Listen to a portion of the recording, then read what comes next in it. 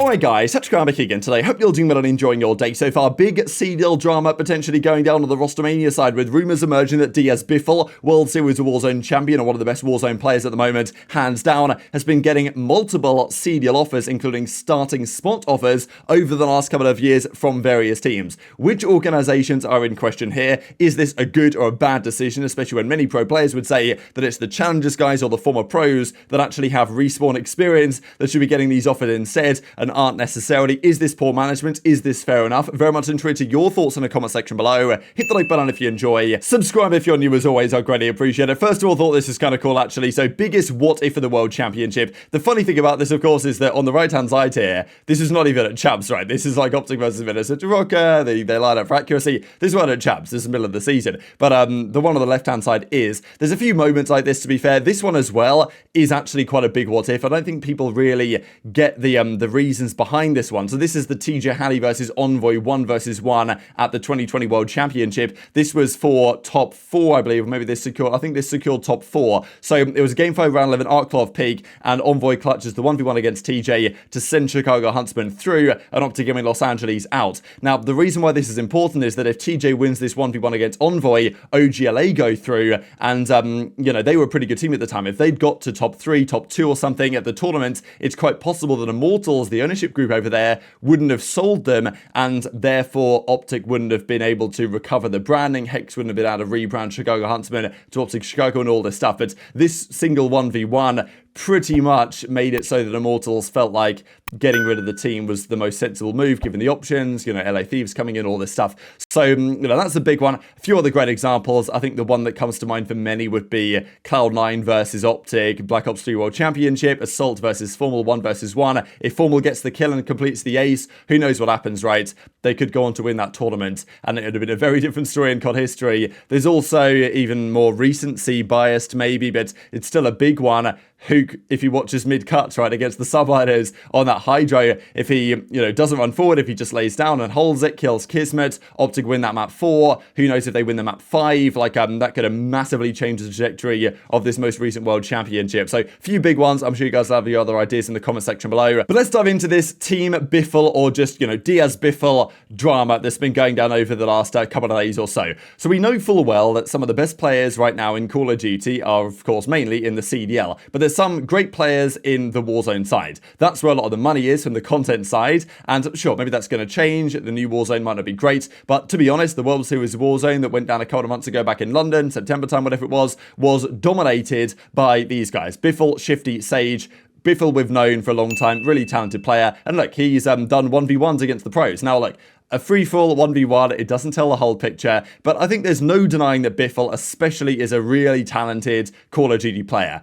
You know, he makes his living playing Warzone, and that's totally understandable given the way things currently are. But if he was in the CDL, if he played Search and Destroy Hardpoint Control, how good would he be? Would he be good enough? But, you know, we don't have any proof of that necessarily, and this is why these questions always cause a lot of controversy. We know that other players have been in a similar boat as well. For example, Shifty TV, who was also a winner of that World Series of Warzone with, you know, with the team that we just saw, with Sage and with Biffle. He was playing a 1v1 at the start of, well, this is actually Modern Warfare 2, right? Here in the off-season when there were some Charles going down, and, you know, he was talking trash and all this stuff. And we also know that this guy, after he won the World Series of Warzone, came out to say that he, you know, something about the CDL entices me, and then went on to say that I'm only going to go to the CDL if I get the bag. If the bag is right. Wasn't that it? Yeah, if the money's right, basically, then I'll join the CDL, which is kind of a funny thing to say. I know that he got clowned on pretty hard by, I think, the OpTic guys at Dashy who are kind of taking the mick hit, basically, saying, what do you mean, right? I mean, you know, come on, you have no experience playing on this type of level. Sure, you won your Mickey Mouse World Series of Warzone tournament, that's what some people will say, but that might not necessarily be enough to prove that you're good enough on that type of level, and especially to say that, you know, if the money's right, if they're going to give you the big bag rather than just the minimum salary, then I might play, otherwise I wouldn't. So obviously with all this kind of stuff going on and circulating around, some, you know, they've frustrated some individuals, but then we get this clip that comes out from an episode which Hitch does here with Repulse, talking like, he's obviously boys with Biffle, he knows these guys,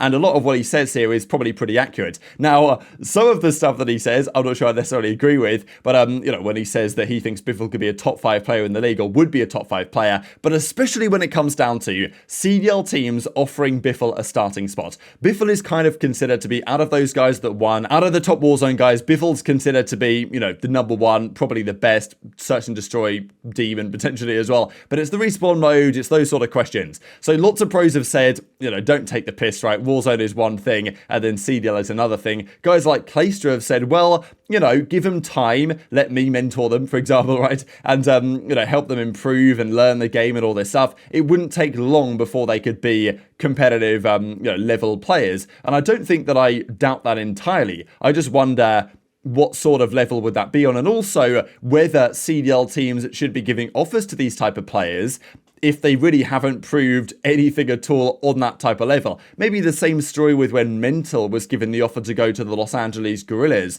Gears of War legend, probably the greatest Gears of War player ever. I don't know fully the history on that, but absolute monster in that game. He comes to COD because Gears of War was kind of dying, unfortunately, and he played for a bit. He was on the Guerrillas Academy roster. He didn't do that well there, to be honest. I think Nero was the most impressive player on that team, but instead of putting Nero in their starting roster, who's obviously now gone on to have good success, they put MettalZ in, and he kind of got slammed. But their theory was, well, MettalZ's done it in this other game, so he's probably going to be good at COD. He wasn't really. I think he's now gone to Halo and is doing well over there, so hopefully that continues for him. But COD, seemingly at least Cold War, wasn't really his game, and that's fine. And sure, Warzone is not as dissimilar to CDL multiplayer as Gears of War is to COD, so it's a slightly different story. But if you don't have experience playing hardpoint control, search on that type of level against pro players on a consistent basis, or at least against top challengers players, then it's difficult to imagine you're gonna, fit in like a duck to water. And this is where the frustration will come in if what Repulse is saying is true, which there is some debate on,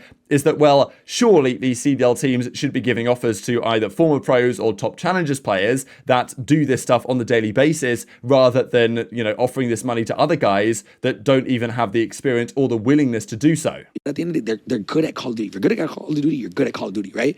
Now, we fast forward and multiplayer, and not in a bad way, but isn't as popular anymore, right? Warzone has kind of taken that, everybody, Warzone is that next thing. So it's okay, the people that are goated, these insane superstars, where are they going to go? Where are you going to find them now?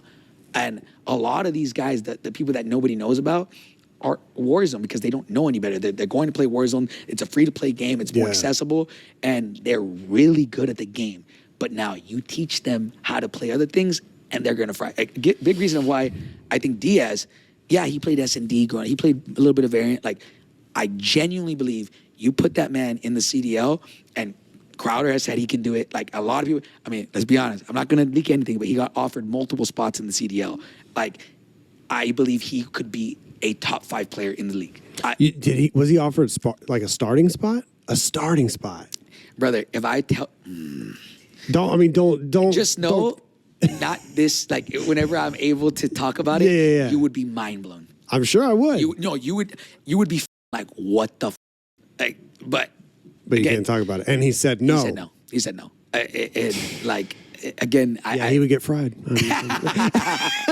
Right. So first of all, I guess, do you guys believe this? That he has had multiple CDL spot offers, including a spot for a starting, well, apparently such a spot that we wouldn't even believe it. So crazy that we wouldn't even believe it, apparently. So, look, I think there's been rumors about this. I don't know if it's been the Subliners, maybe a couple of years ago, that were rumored to have been talking to Biffle. There was also some weird rumor, I don't know if Repulse talked about it himself or where this came from exactly, but that he was potentially Biffle going to go to Thieves. And then Octane, I think, came out on stream and just said, yeah, that's cap, dog. That was never going to happen. So I don't really know what that's about exactly. Which CDL offers would these be? Which teams would be getting involved in this? I think we can possibly theorize on that one. But, and I get it from that point of view. Now, Ace says, obviously, Insider as well, that this is cap. There's nothing to this. So I guess we'll see if there's any updates to this over the coming days. And Biffle is for sure a talented player. You remember when they did the 1v1s back in 2022? JurNii was pretty smug with himself after winning game 1 against Biffle. And generally, Biffle would split maps against most of these guys, against Cellium Cellium and against Shotzzy and these type of players. They used to kind of go back and forth. And sure, winning a 1v1 is not the same. There's also talk as well about like auto tack sprint. I think that Biffle is talented enough that it probably wouldn't matter, but I know people say it, and I get it as well, that in the Pro League, nobody uses ATS, right? It's not allowed. The pros GA it and all this stuff. Whereas in Warzone, that's, as far as I'm concerned, that's pretty much the go thing, isn't it? People just tend to use ATS because everybody does. So maybe that's not true. But I know there's been people that have said, well, you know, like if no ATS, would he be the same player? And maybe there's an argument there. But I also think as a competitive scene, we should be welcoming in other talent. I don't think there's any problem personally with CDL teams looking at Biffle and thinking, look, this is a big name creator, big name Warzone player. If we can get him in either to play or be a substitute or something, it's better for the organization. And I get how frustrating it is for Challengers players that have grinded all this time. But from a business POV, I don't really think there's anything wrong with it. But I think there are questions from a franchise's point of view, if you were to try and sign Biffle, that, well, you know, are you really making a good decision there if you don't have the situation around that type of player to mold him into actually being a CDL caliber player, especially if he's brand new to doing so and he's not really ever played challenges. Now, we have had other things on this, such as Shifty saying that he's intending to compete in challenges at the Boston Major. So, you know, and Shifty said, well, the CDL does entice me. So this might be what is necessary, right? If these guys want to take the next level, and sure, they can probably make more money in Warzone. At the end of the day, they can probably make more money in Warzone, and I totally get it. But for some of these guys, from like a competitive perspective, they will want to take their success to the next level. A World Series Warzone Championship is never going to have the same allure as the actual Call of Duty World Championship.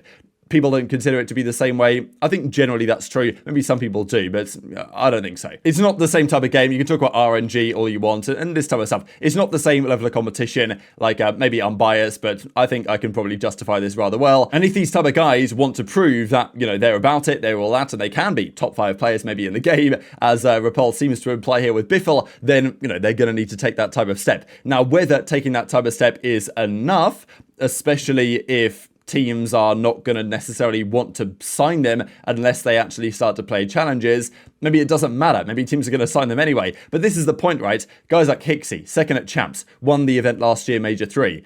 You know, player like Hixie, he's not really going to get looked at possibly by some of these teams looking to make changes. They'd rather look at Biffle, apparently, who's never really played it before. But, well, you know, he's got upside. Could he be the next Simp? Like, this is always the thing, right? The teams seem to think they want to get the player that could be the next Simp as opposed to the player that is actually going to help their team go from being top 8 to top 4. But maybe you want to get to top 1, and maybe that's fair enough as well. So I guess we could think about which teams might be involved here.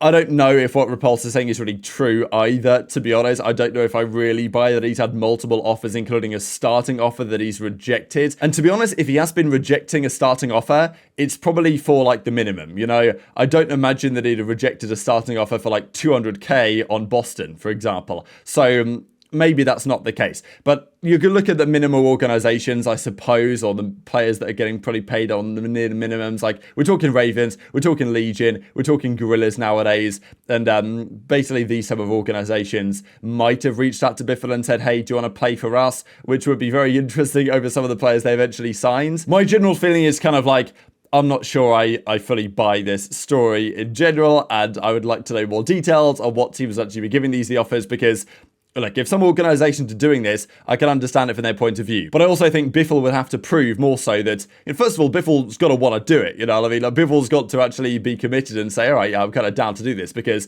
if he would just play in a CDL spot for the money, and if he's not really all about it, then what's the point in the first place? So I don't know. I think I have more questions on this than have yet been answered, but very much intrigued to your perspective on all this stuff in the comments section below. Hit the like button if you enjoyed, subscribe if you're new, take care, and I'll see you next time.